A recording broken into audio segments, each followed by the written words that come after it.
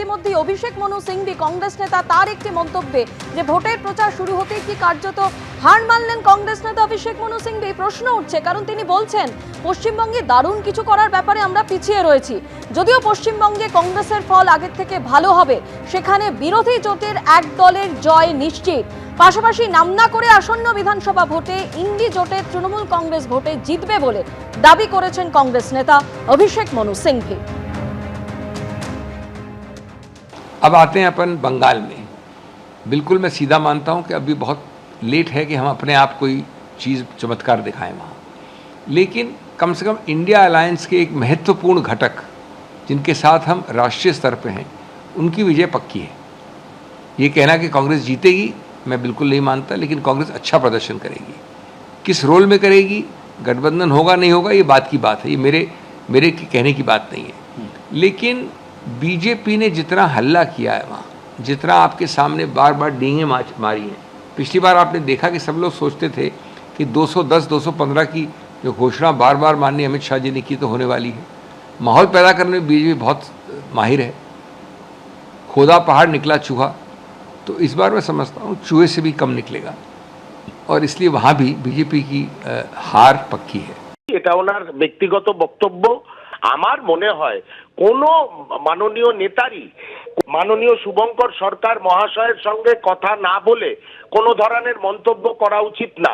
Equally ভারতীয় জনতা party এবং দুর্বিনীত তৃণমূল কংগ্রেসের বিরুদ্ধে লড়াইয়ে নেমেছি এবং 294টি আসনেই জাতীয় কংগ্রেস তাদের প্রার্থী তালিকা ঘোষণা করতে চলেছে এবং শুভঙ্কর সরকার মহাশয়ের নেতৃত্বে আমরা তৃণমূল কংগ্রেসের বিরুদ্ধেও একদম কাঁটে সে কাঁটে টক্কর লেকে हम लोग लड़ेंगे। কেউ যদি কোনো দায়িত্ব জ্ঞানহীন মন্তব্য করে বাংলার কংগ্রেস তার দায়িত্ব নেবে না। তারা সবাই জানেন, গোটা ভারতবর্ষ জানে, বিজেপিকে লড়ার জন্য তৃণমূল কংগ্রেস মমতা বন্দ্যোপাধ্যায়ের নেতৃত্বে অভিষেক বন্দ্যোপাধ্যায়ের সেনাপতিত্বে একাই প্রস্তুত, একাই কাফি, এবং সেটা প্রমাণিত সত্য। ফলে আবার বিজেপিকে এখানে যে আমরা পরাজিত করতে চলেছি, তো সেটা কংগ্রেস নেতারা কেন, সারা বাংলার মানুষ, সারা ভারতবর্ষের মানুষ জানেন। আর কংগ্রেসের যেখানে দায়িত্ব ছিল বিজেপিকে রোখা, মহারাষ্ট্র, দিল্লি, হরিয়ানা, বিহার, সেখানে কংগ্রেস ফেল করেছে। আর এখানে বাংলায় মমতাদির নেতৃত্বে তৃণমূল কংগ্রেস বিজেপিকে রুখে দিচ্ছে। এর আগে আপনারা জানেন যে বিজেপির প্রথম দফার প্রার্থী তালিকা ঘোষণা করা হয়েছে, আর সম্ভবত কালই বিজেপির দ্বিতীয় দফার প্রার্থী তালিকা ঘোষণা। দ্বিতীয় দফার প্রার্থী নিয়ে আজ দিল্লিতে দফায় দফায় বৈঠক। বিকেল 4টায় বিজেপির কেন্দ্রীয় নির্বাচন কমিটির বৈঠক। সূত্র মারফত যে খবর পাওয়া যাচ্ছে, এখনো 150টি কেন্দ্রে বিজেপির প্রার্থীর নাম ঘোষণা বাকি। সন্ধ্যে 7টায় প্রধানমন্ত্রীর নেতৃত্বে ফের বৈঠক হবে, যে বৈঠকে উপস্থিত থাকবেন কেন্দ্রীয় স্বরাষ্ট্রমন্ত্রী অমিত শাহ। বৈঠকে থাকতে পারেন শ্রমিক ভট্টাচার্য, শুভেন্দু অধিকারী, সুকান্ত মজুমদার, শান্তনু ঠাকুর, দেবশ্রী চৌধুরী, হিরণ চট্টোপাধ্যায়, রিতেশ তেওয়ারি, তাপস রায়। বিজেপির দ্বিতীয় দফায় তালিকায় থাকতে পারে একাধিক নাম। সূত্র মারফত এমনই খবর পাওয়া যাচ্ছে। প্রশাসন এবং রাজ্য পুলিশ এই যে একের পর এক অপসারণ, নির্বাচন কমিশনের এই পদক্ষেপ নিয়ে তৃণমূলের কি বক্তব্য, শোভনদেব চট্টোপাধ্যায় কি বলছেন শুনুন। ইলেকশন অথরিটি, ইলেকশন কমিশনার যিনি হয়েছেন সারা দেশের, আমি মনে করি না যে উনি তার নিজের পদের প্রতি সুবিচার করছেন না, এবং তিনি যে ভূমিকা পালন করছেন 100% একটা দলের হয়ে কাজ করা যাকে বলে সেই কাজ করছেন। এটা জেলাশাসক বদলিদের প্রভাব কিছু পড়বে না, মানুষ সিদ্ধান্ত নিয়ে বসে আছে। খালি ইলেকশনের ডেট অনুযায়ী আরম্ভ হয়ে যাবে। বাংলার মানুষ দেখেছে গত 5 বছরে নয়, গত 15 বছর ধরে মমতা বন্দ্যোপাধ্যায়ের ভূমিকা, তার প্রো পিপুল স্ট্যান্ড, তার বিভিন্ন কাজ দেখেছে। ওদের পুলিশ বদল করে দিয়ে ওরা যে সমস্ত ভয়ের একটা বাতাবরণ তৈরি করার চেষ্টা করছে, ওগুলো করে কিচ্ছু হবে না। একজনও তৃণমূলের কর্মী ভয় পাবেন। ভোটের দিন ঘোষণার সঙ্গে সঙ্গে যেভাবে নজিরবিহীন প্রশাসনের শীর্ষ স্তরে অপসারণ আমরা দেখেছি, আর এবার যে খবর পাওয়া যাচ্ছে একেবারে এক লপ্তে অপসারিত 11 জন ডিএম, 2 ডিও। জেলায় নির্বাচন পরিচালনার পুরো দায়িত্বে জেলা শাসকরা ভোটের সময়, জেলা শাসকরাই ডিওর ভূমিকা পালন করেন। এসআইআর পর্বেও পুরো দায়িত্ব ছিল জেলা শাসক বা ডিওদের উপর। কোচবিহারের নতুন জেলা শাসক জিতিন যাদব, জলপাইগুড়ির নতুন জেলা শাসক সন্দীপ ঘোষ, উত্তর দিনাজপুরের নতুন জেলাশাসক বিবেক কুমার, মালদার নতুন জেলাশাসক রজনবীর সিং কাপুর, মুর্শিদাবাদের নতুন জেলাশাসক আর অর্জুন, নদিয়াতেও জেলাশাসককে অপসারণ, নতুন দায়িত্বে শ্রীকান্ত পল্লী, পূর্ব বর্ধমানের নতুন জেলাশাসক শ্বেতা আগরওয়াল, কলকাতা উত্তরের নতুন জেলা নির্বাচনী আধিকারিক স্মিতা পান্ডে, পুর কমিশনার স্মিতা পান্ডেকে দেওয়া হলো কলকাতা উত্তরের দায়িত্ব, আর কলকাতা দক্ষিণের নতুন জেলা নির্বাচনী আধিকারিক রণধীর কুমার, রোল অবজারভার রণধীর কুমারকে করা হলো দক্ষিণ কলকাতা ডিইও, উত্তর চব্বিশ পরগনার নতুন জেলাশাসক শিল্পা গৌরী সারিয়া, দক্ষিণ চব্বিশ পরগনার নতুন জেলাশাসক অভিষেক কুমার তিওয়ারি, দার্জিলিংয়ের নতুন জেলাশাসক হরিশঙ্কর পানিক্কর, আলিপুরদুয়ারের নতুন জেলাশাসক টি বালা সুব্রমণিয়াম।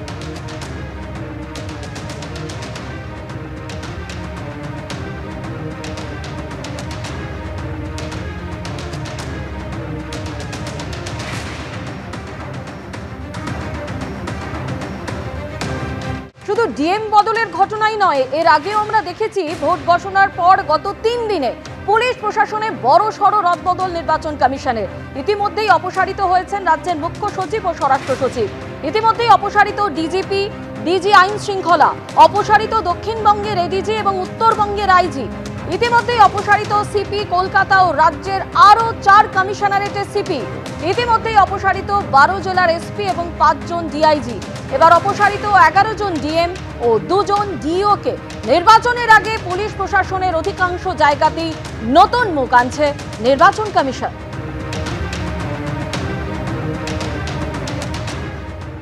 ডিএম চেঞ্জ নির্বাচনের ক্ষেত্রে অত্যন্ত গুরুত্বপূর্ণ।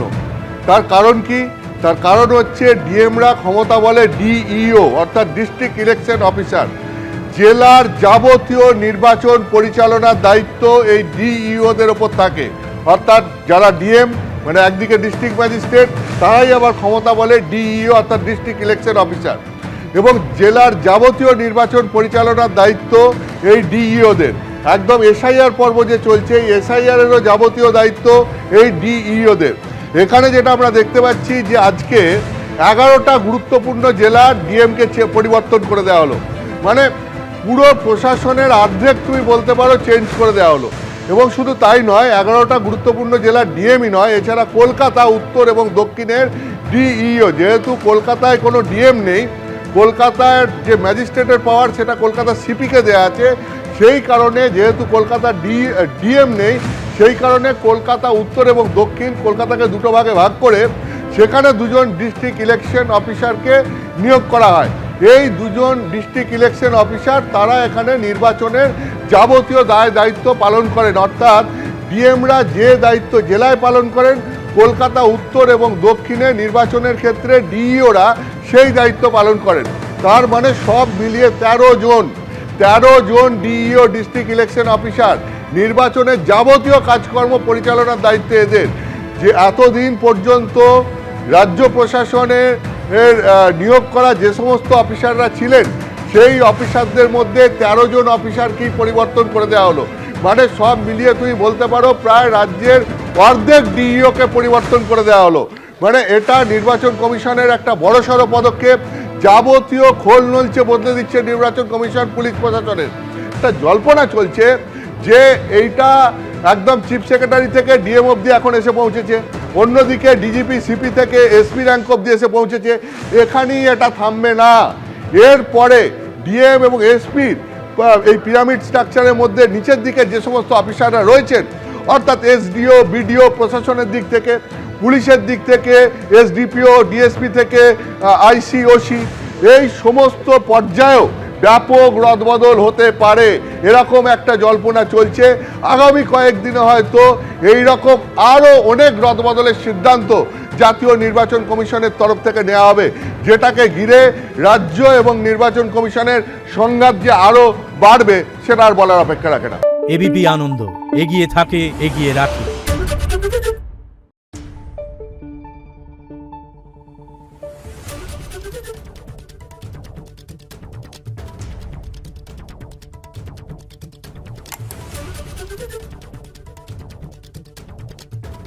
Thank you.